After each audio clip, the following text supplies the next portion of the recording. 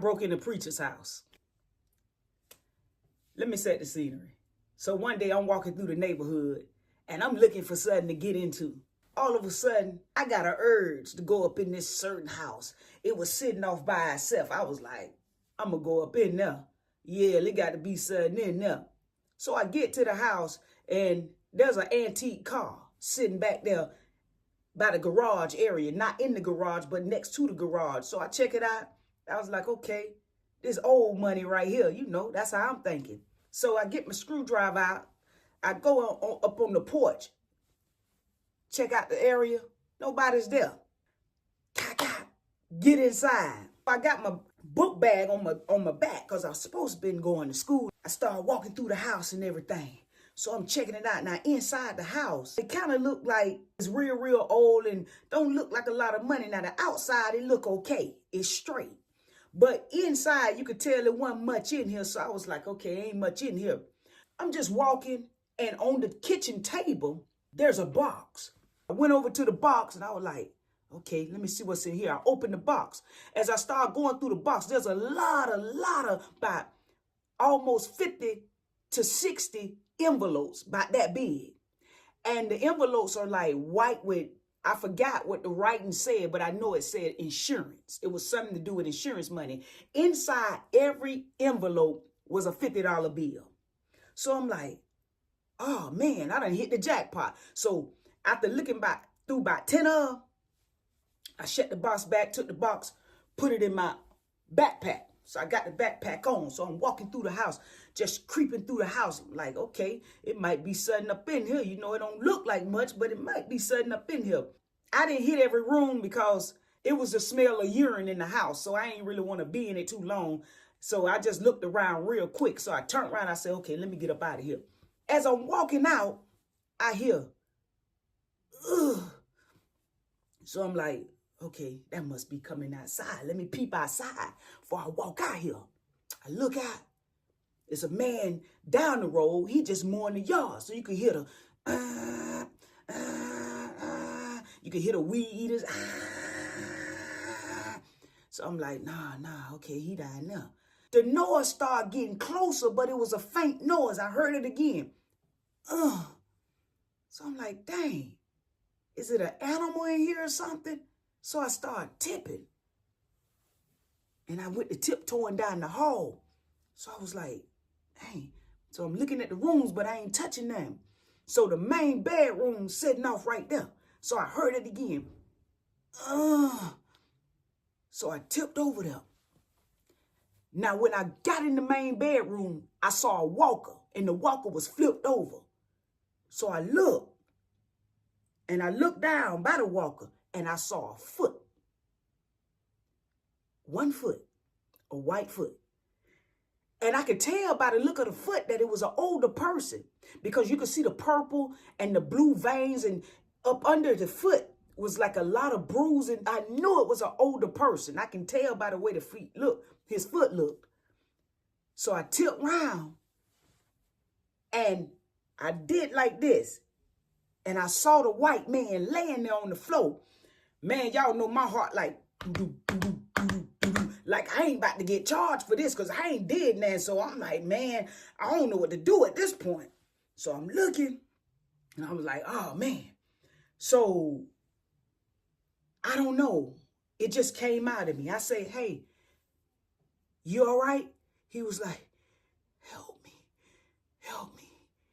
me up. And I was like, oh, man. I said, okay, Lord. So I picked the walk up, and when I went to try to help him up, he was like, oh. And I was like, okay, hold on. He was like, I need that wheelchair over there. Now, he had an electric wheelchair that rolls, but it was over there by the bathroom area, and I guess he was trying to get out the bed with the walker to get over there to the wheelchair, and he had fallen. So I went, and it was an electric chair, so I got the chair, drove it over there, put it by.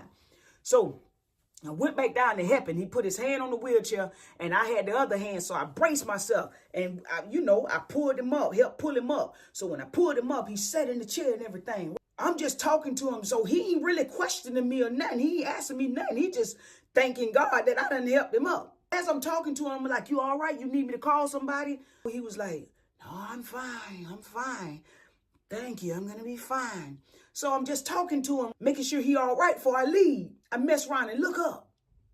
And when I looked up by his closet, I saw a clergy robe. Now, if you don't know what a clergy robe is, that's like for pastors and evangelists and people that's of the cloth that wear this when they preach. I started inquiring about the clergy robe. So I'm looking at it. I'm like, I say, you a pastor?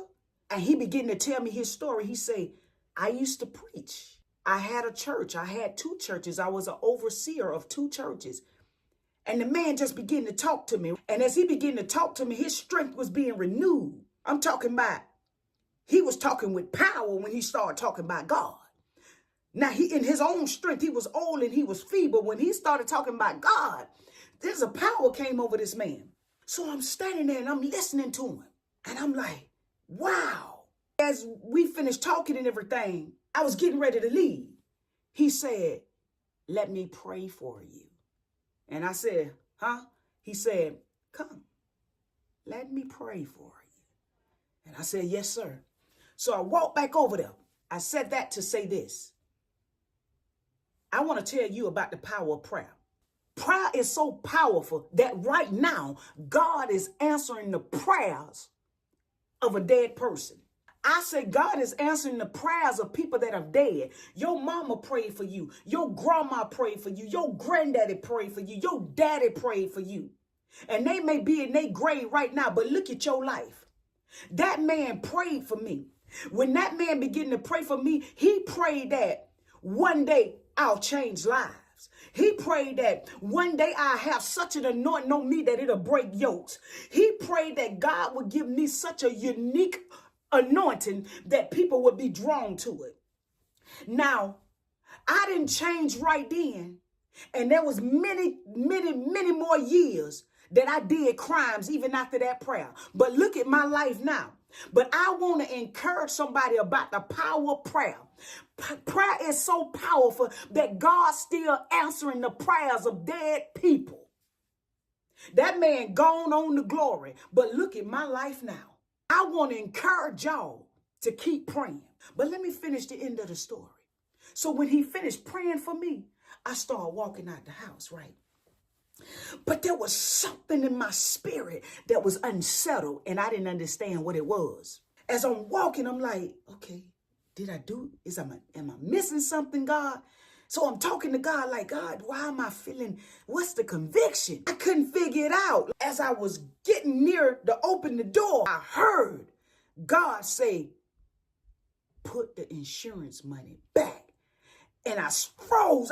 I whipped that book bag around so fast, took that box out, tipped back to that table because he was still in the room. And I set that box back down on that table, turned my little behind round, and went out that door and shut that door. I sure did. But listen, I want to encourage you to keep praying. Keep praying for your children. Keep praying for your grandchildren. Keep praying for your life. Keep praying for your husband and keep praying for your wife because God do answer prayers. God is still answering the prayers of dead people right now. In Romans 10:1, Paul prayed for our salvation. In Romans 15:5-6, Paul prayed for our harmony and sympathy towards one another. In 1 Corinthians 16:23, Paul prayed for God's mercy over our lives. And if it had not been for the Lord on my side, I don't know where I'd be. So I want you to know that even though they may be dead and in their grave, God's still answering prayers. You think that because you prayed and it didn't happen right then, that God didn't hear you. But I come to encourage you that God has inclined his ear to you and he has heard you. That seed is in the ground. And one day you're going to reap harvest. Push. I want to leave this with you. Push. Push until something happens. P, push. U, until. S, something. H, happens. Continue to push in prayer and do not give up. God is still answering prayers. Y'all be blessed now. You hear?